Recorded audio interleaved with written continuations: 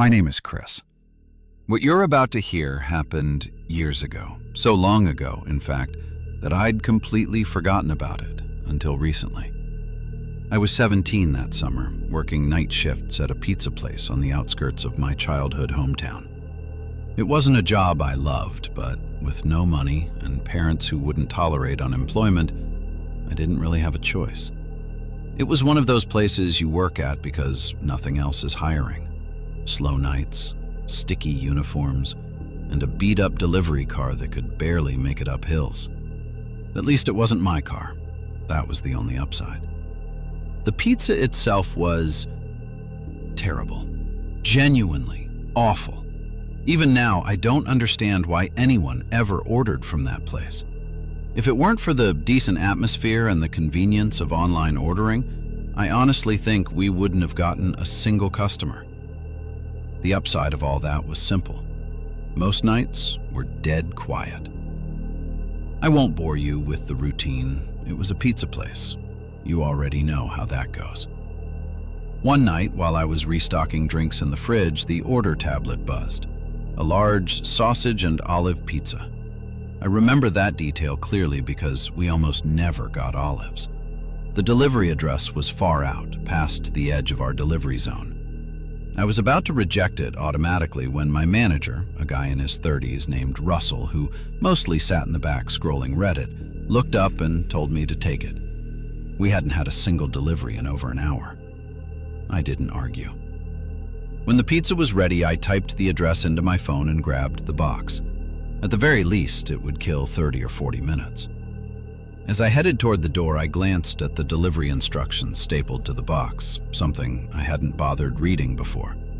They said, word for word, park on the street behind the house, walk through the backyard, knock on the back door only. It caught my attention, but my 17-year-old brain immediately rationalized it.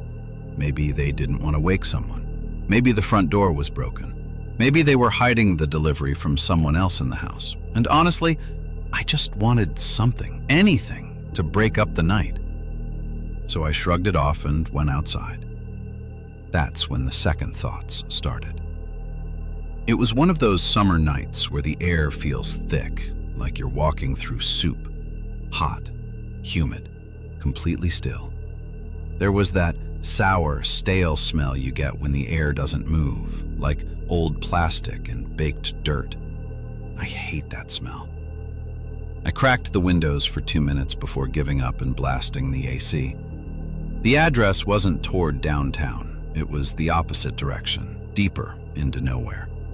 The drive was supposed to take about 25 minutes, but it felt longer with how empty the roads were. Fewer houses, less light, more darkness the farther I went. When I finally arrived, I realized the GPS had taken me behind the house, along a narrow side street that ran parallel to several backyards. There were no streetlights, no porch lights, no cars in the driveway. The house looked completely dead. Still, I followed the instructions. I parked on the gravel shoulder, grabbed the pizza, and walked uphill toward the back door, flashlight in my other hand so I wouldn't trip. The door was old and white, with a small glass pane at the top covered by a cheap curtain. I knocked. Nothing. I knocked again, already imagining my manager yelling at me for coming back empty-handed. I was about to knock a third time when I saw it. The curtain moved, just slightly, like someone had brushed it with their finger. I froze, waiting for the door to open. But before it did, I noticed 2 unmarked cars pull up behind my delivery car. One door open. A man stepped out, illuminated by headlights. He motioned for me to walk over. I assumed he was the customer, but as I got closer, I saw him flash something in his hand. A badge.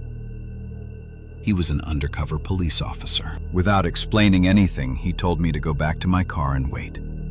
That was it. I did exactly that. From the driver's seat, I realized there weren't just 2 officers, there were at least 5. They moved silently, circling the house with flashlights, never knocking, never announcing themselves. One of them tested the back door handle, the same door I'd just knocked on, then backed away with a nod. Eventually, the first officer returned and crouched beside my window. He glanced at the pizza box and sighed. He told me there was an ongoing investigation involving the house and that they were staking it out.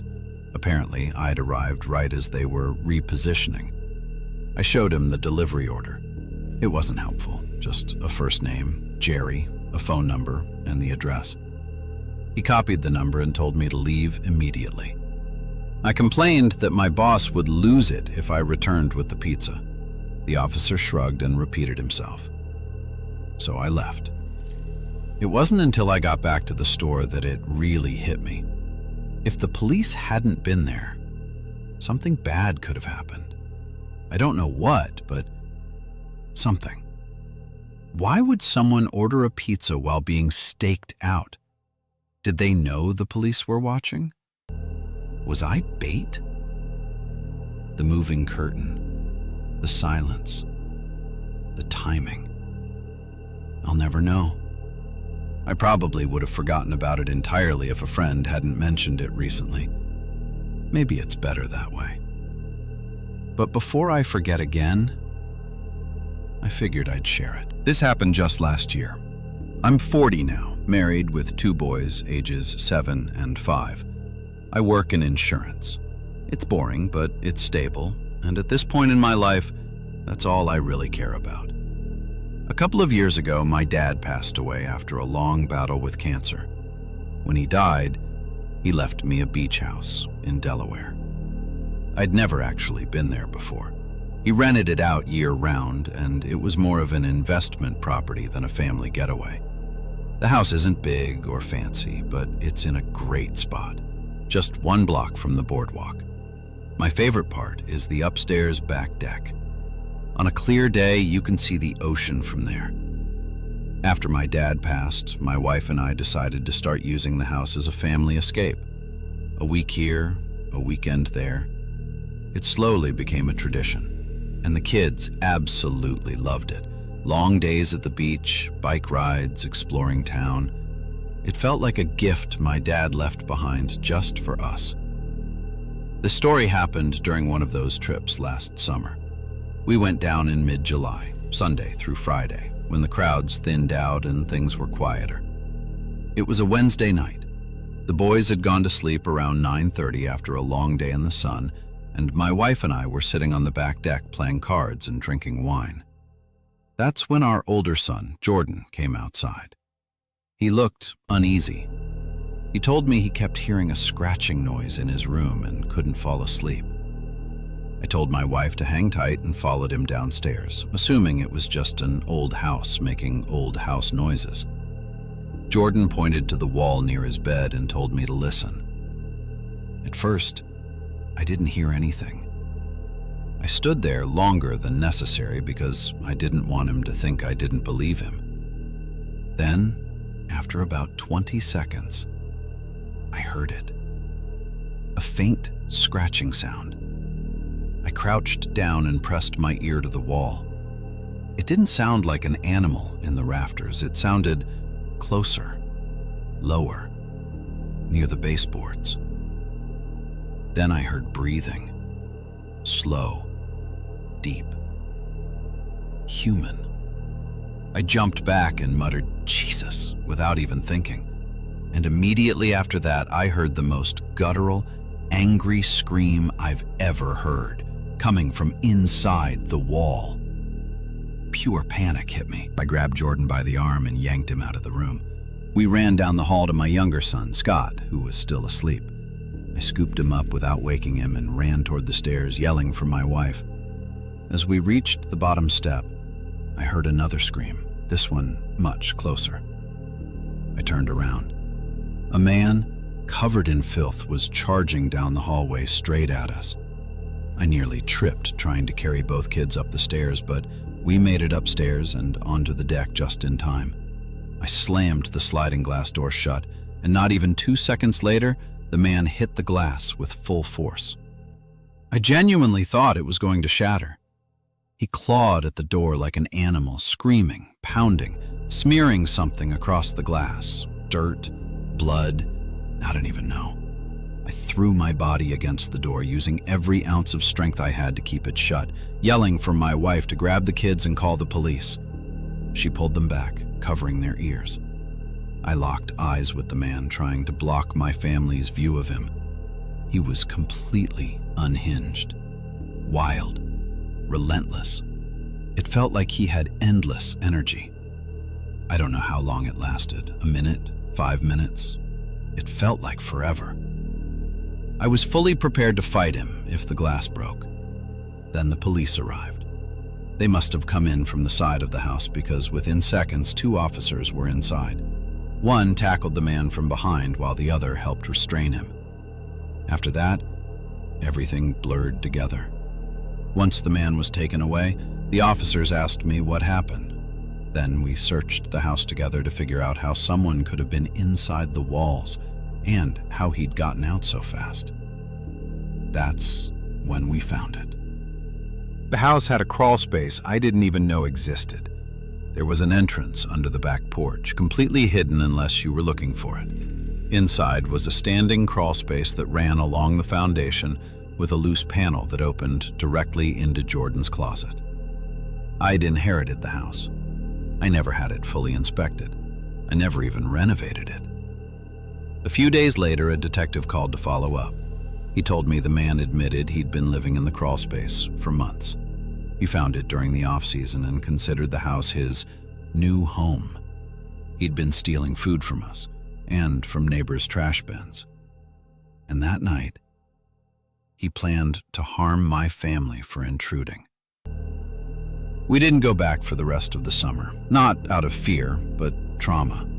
I sealed the crawl space completely and hired professionals to make sure no one could ever get in again. This summer, we've started using the house again. Things feel normal now, or at least as normal as they're ever going to be. I grew up in a rural area where you could ride your bike for miles without seeing another person. Back then, summer was my favorite season. Honestly, it still is, but living in the city now, it's lost some of its magic.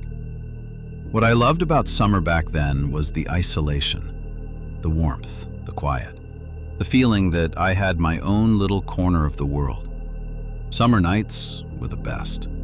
The darkness made everything feel private, free, like I could disappear for hours and no one would notice. I was 16 at the time. I had a friend named Taylor. She was more reckless than me, always pushing boundaries, always chasing something exciting. One night in July, we decided to go stargazing. Just the 2 of us, our bikes, and a bottle of wine. It wasn't the first time. We did things like that all the time. We didn't have a destination in mind, just a direction. Taylor said she knew a spot past the edge of town, an abandoned stretch of farmland where no one would bother us. We left around 10 o'clock and biked for what felt like forever, until civilization completely disappeared. Eventually, Taylor stopped and said, "This is it." It was perfect. An open field, no buildings, no fences, just grass and an endless sky full of stars. We spread out a blanket, opened the wine, and lay back, passing the bottle and pointing out the few constellations we could remember. Our goal was simple: spot a shooting star. At one point, Taylor asked if I thought we'd actually see one. I told her probably not, but to keep looking anyway. Even without one, the night felt special, timeless. The wine was doing its job, and everything felt slow and peaceful. There was a brief moment where the rhythm of the night shifted. Taylor looked at me in a way that made me wonder if she wanted something more than friendship. It passed quickly. We laughed about something stupid, and then a shooting star streaked across the sky. We both reacted at the same time, laughing and shouting. Taylor told me to make a wish. I don't remember what I wished for. Probably something silly. We talked a little more, then I closed my eyes for just a moment, no more than 5 seconds, just to feel the breeze and enjoy the quiet. When I opened them, Taylor was gone.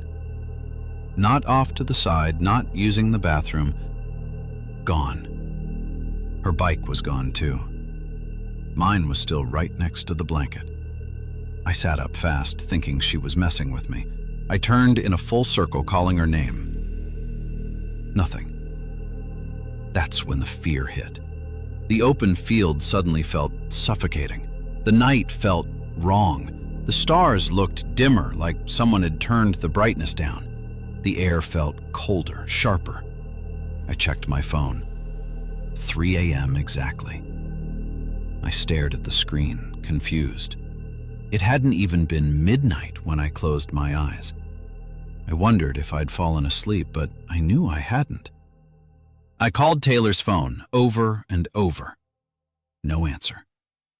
Eventually, I started crying. I grabbed my bike and rode home as fast as I could, terrified the entire way. I didn't stop until I reached my driveway, completely out of breath and shaken. I went straight to sleep. The next morning, I texted Taylor expecting an explanation or an apology. Instead, she demanded one from me. She asked, "Where the hell did you go last night?" I told her my side of the story, how I woke up alone at 3 in the morning and thought she'd abandoned me. Then she said something I'll never forget. She said she was the one who woke up alone at 3 a.m. According to her, I was the one who vanished. The house had a crawl space I didn't even know existed. There was an entrance under the back porch, completely hidden unless you were looking for it. Inside was a standing crawl space that ran along the foundation with a loose panel that opened directly into Jordan's closet. I'd inherited the house. I never had it fully inspected. I never even renovated it. A few days later, a detective called to follow up. He told me the man admitted he'd been living in the crawl space for months. He found it during the off-season and considered the house his new home. He'd been stealing food from us and from neighbors' trash bins. And that night, he planned to harm my family for intruding. We didn't go back for the rest of the summer, not out of fear, but trauma. I sealed the crawl space completely and hired professionals to make sure no one could ever get in again. This summer, we've started using the house again. Things feel normal now, or at least as normal as they're ever going to be.